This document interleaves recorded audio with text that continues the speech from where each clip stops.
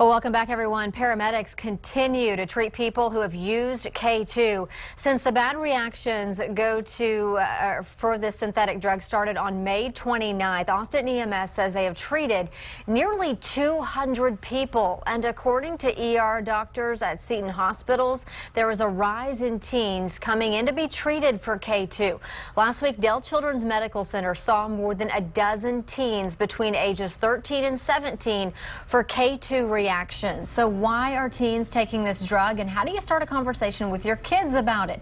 Here this morning is Dr. Sonia Krishna with the Seton Mind Institute. Good morning to you. Good morning. I think, we've been covering this for weeks, really months now, and at first it was concentrated in the downtown area around the Arch. But now it's spreading to teenagers. And you're telling me that you see them when they come in. You've seen some over the last few days. After you leave this interview, you're going to be going back and checking on some teenagers in the hospital. What are their symptoms when they come in? Well, K2 is a very dangerous and scary drug. The most common symptoms that we see are vomiting, headaches, increased blood pressure, increased heart rate, and even seizures and heart attacks. There are actually case reports of death. As a psychiatrist, I see hallucinations and psychosis more commonly, and so people are coming in with panic attacks, seeing and hearing things, excessive agitation, and then they have to get hospitalized. How quickly do you know how quickly the symptoms come on? They come on pretty quickly, but the problem is that there's no testing for it. It doesn't show up on a standard urine drug test, so we are just guessing that it's K2 if it doesn't seem to go away. Wow. Why teens? Why do you think that they are turning to this drug? Yeah, well, teens like to experiment. Their brains are developing, they want to try new things, and their friends are using it. It's been very common in the last 10 years and rising recently in the past 1 or 2. It's attractive because it sounds like marijuana, so they think it's harmless and from a plant, but it's really actually synthetic, and so there's no quality control. What's in one batch is very different from the next one.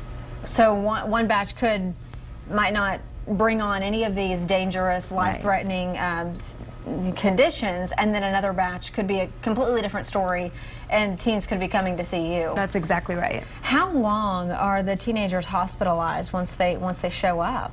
Well, if it's just physical problems like heart rate and blood pressure, usually that goes away in a couple days and we can keep them stable. But the psychosis seems to last for days, even weeks. Is it addictive? So are they trying it once and then wanting more, like we know with other drugs? Yes, we haven't done studies because it hasn't been around long enough, but we have found that people do keep going back to it, or they don't know that it's in whatever drug that they are using. So if you're a parent, you're sitting at home right now, how do you talk to your kids about this synthetic drug and lay out the differences with just regular marijuana? Yeah, I would say that you just need to have an open, honest conversation with your child. If your child's younger, you can bring it up the way you talk about general health and safety. So if you see someone smoking a cigarette on TV, talk about the consequences of that. But if it's a teenager, I would say let them ask more questions and you listen, provide correct information, don't provide any judgment. Do you feel like this is only the beginning? I mean, we're up to 200 cases just in the last few days. Do you see it stopping, or is this drug here to stay? I think we'll never be able to catch up. There's always some new drug coming on the market. I think K2 has reached a peak in Austin, I hope, but in the rest of the country, the dangers have been more noted, and so the actual use has been declining, which is looking hopeful for us here. For sure. Yeah. Dr. Krishna, thank you for what you do, and good luck later on today with those patients that you'll be seeing.